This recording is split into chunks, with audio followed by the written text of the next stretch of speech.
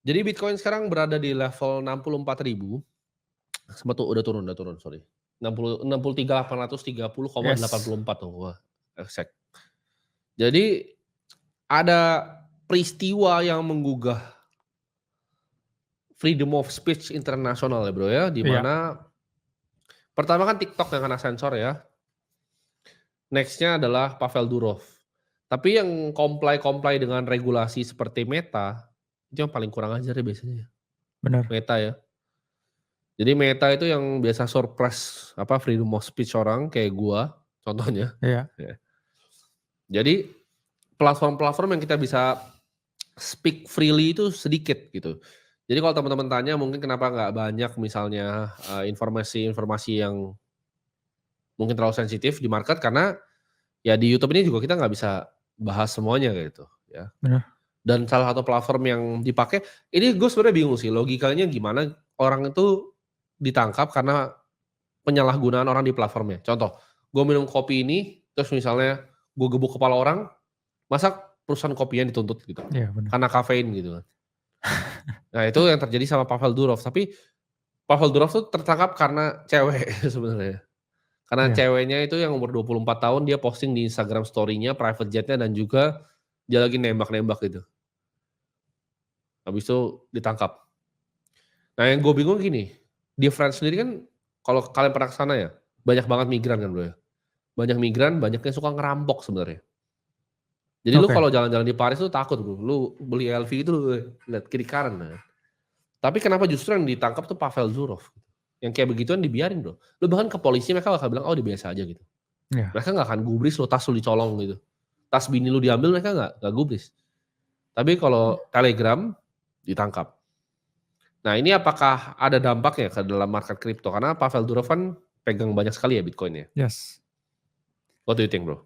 Oke ya, first of all semoga Free cepat Durov ya? ya ada titik temu Bro yang positif karena memang Pavel sendiri salah satu pelaku ya di industri ini yang kita gadang-gadang very bullish on ya.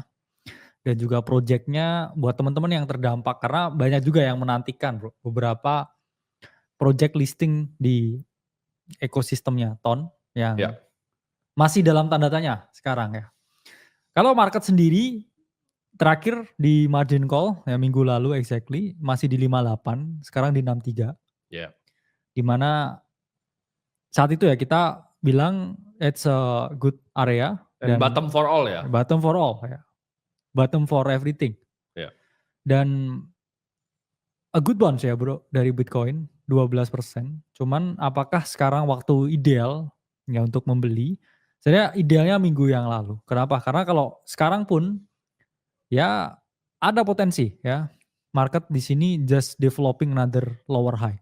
Ya. Memang big chance-nya ini masih ada ke 68 sebenarnya. Cuman balik lagi sekarang not a good area to scale in kecuali teman-teman ya exposure buat jangka panjang.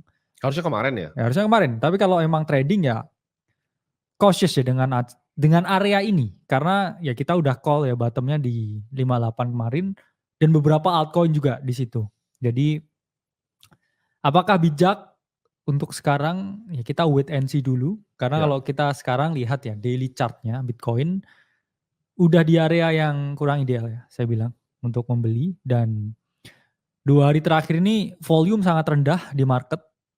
Ya kita berharapnya enggak Bart pattern-nya Bro. Ya. Jadi naik ya. Ya palanya Bart Simpson ya terus habis itu ditarik lagi ke Ditarik lagi turun. 61. Tapi kita lihat ya gimana pasar saham sekarang karena SPX close to new all time high Yap. dan must be ya some reaction. Karena kalau kita lihat mungkin ya kita lihatnya dengan DXY. Kita sempat prediksi DXY ini bakal turun ini di awal tahun 2024 ya. Kita bilang waktu itu DXY ada di level 106-nya. Kita bilang ini ada potensi drop DXY dan sekarang ya, DXY ada di angka 100. Kenapa kita cautious di angka 100? Karena 100 itu area yang ya, sangat psychological ya Ya. untuk mengalami bouncing. Apa yang terjadi kalau DXY bouncing di sini ya kripto pasti ada kemungkinan koreksi. Tapi ini dalam jangka waktu yang sangat lama, kita lihatnya weekly chart. DXY ini terlihat seperti ya descending triangle. Yang mana mungkin di 100 ini bouncing bro ya. Ya. Might be a bounce ya, tapi nggak signifikan.